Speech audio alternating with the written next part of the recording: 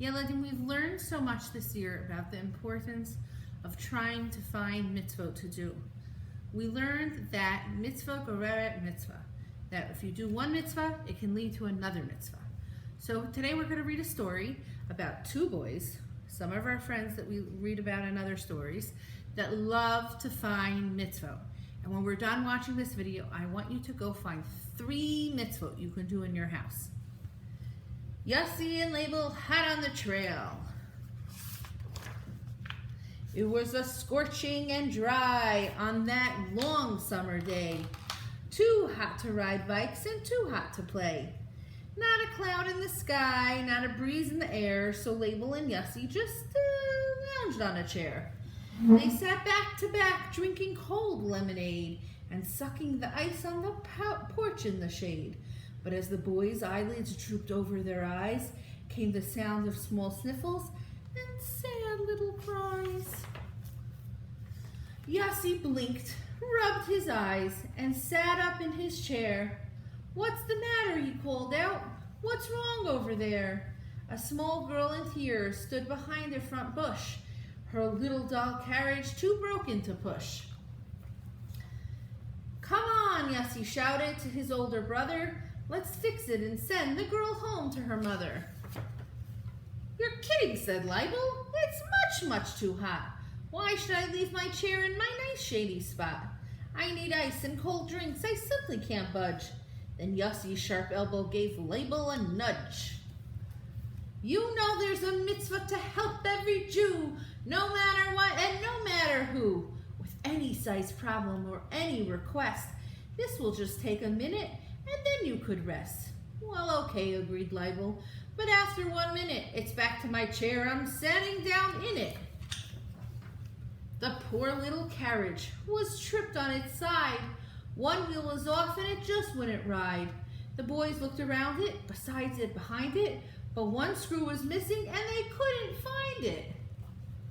Yossi said to the girl, "Wait right here, please do, while my brother and I go to buy a new screw." "Now hold on," said Leibel. "You can't go alone. Our parents won't let you and I'm staying home."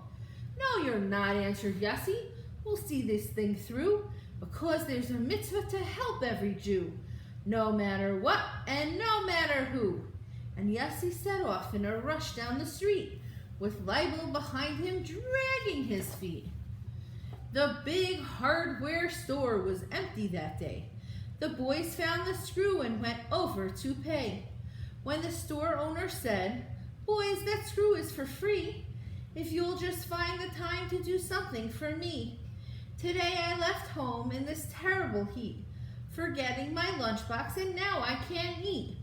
Would you please go next door to the kosher bakery and buy some brown bread and 3 muffins for me?" "Yes," he said, "we can go if my brother wants to." "Oh, great," muttered Leibel. "What else can I do?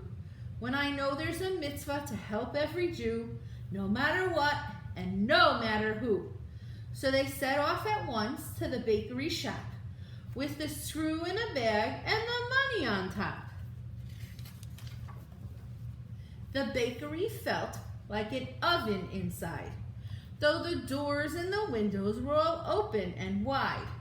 The baker could hardly stand up on his feet or take a deep breath in the stifling heat. Yossi brought the food and then asked the poor man, "Excuse me, Mr. Baker, don't you have a fan?"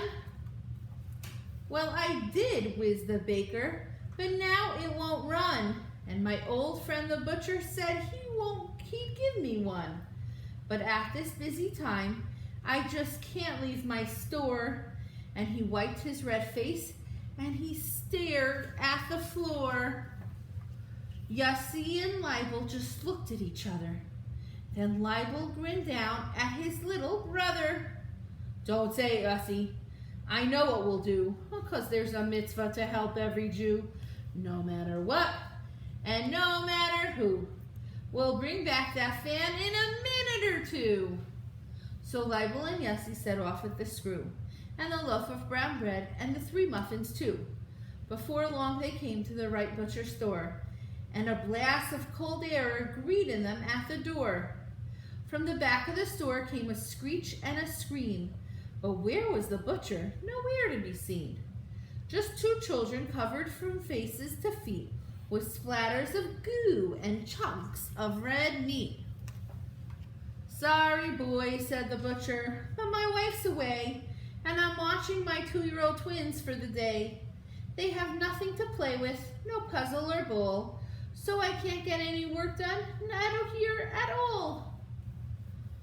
"Well, sir," began Label, "we came for the fan, but we'd both like to help you out if we can, just 'cause there's a mitzvah to help every Jew, no matter what and no matter who. We'll go to the toy store and look for some toys, something that's fun for your little twin boys." And off went those two with a mitzvah to do, holding fan, brown bread, muffins, and one little screw. At the toy counter, they asked for a box of crayons, 2 pen puzzles, a ball, and some blocks. The lady said, "Those things are on the 3rd shelf. I'm afraid that today you must get them yourself.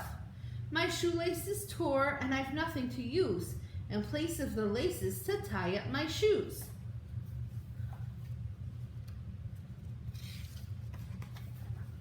Label paid for the toys and then said, "Never fear. I know of a shoe store that's right around here. We'll run there and get you a new pair of laces." The lady smiled down at their hot, tired faces. "Don't you boys have anything else you must do?" "That's okay," answered Yossi. "We want to help you, just because there's a mitzvah to help every Jew, no matter what and no matter who." So Yossi and Label were soon on their way, with the size of their laces, some money to pay. The crayons, 2 puzzles, some blocks and a ball, the fan, loaf of bread, muffins, small screw, and all. They came to the shoe store and picked the right pack of laces for ladies' shoes right off the rack. As they paid him, the shoemaker asked with a frown, "Have you boys walking all through the town? Perhaps you have seen my granddaughter near you here. She's been gone for an hour, and I really fear that she's lost or she's hurt, and I really can't wait, so I'm going to search before it gets late." Label was worried and Yossi was too. "What does she look like? We'll help find her for you, because there's a mitzvah to help every Jew, no matter what and no matter who." "Well," said the shoemaker, "she's really quite small, and she's pushing a toy carriage with her best doll." The boys began laughing till tears filled their eyes, and the shoemaker stared at them both in surprise. Label said, "Mr. Shoemaker, please do not worry. We'll bring you your granddaughter back in a hurry. We know where she is and just why she is late. I'm afraid it's our fault for making her wait." So Yossi and Label started to run, up again, back again, in the hot sun. In again, out again, right through each door, dashing about again into each store. Shoelaces for the ones selling the toys. Toys for the butcher's 2 little boys. Fan for the baker to cool off the heat. Bread for the hardware store owner to eat. Then they ran home with 1 little screw and fixed up the doll carriage as good as new. They told the girl, "Grandfather's waiting for you. We'll walk you right to him.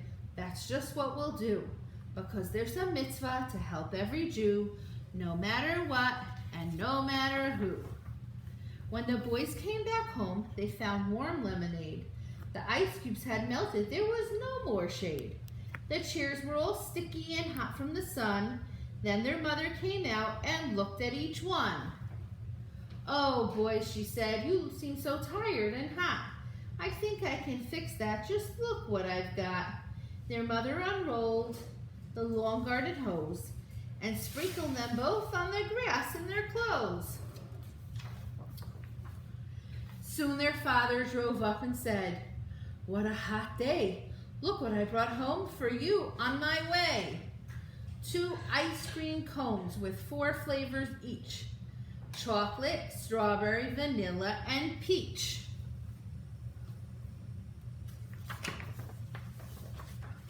Then Label said, Yossi, I see it is true that sometimes someone will be sure to help you. If you do your best to help every Jew, no matter what and no matter who. So Yeledim, remember I told you at the beginning, I want you to go find 3 mitzvot to do in your house, whether it's cleaning or helping with something at home or making a bracha or saying Birkat HaMazon. Have a great day.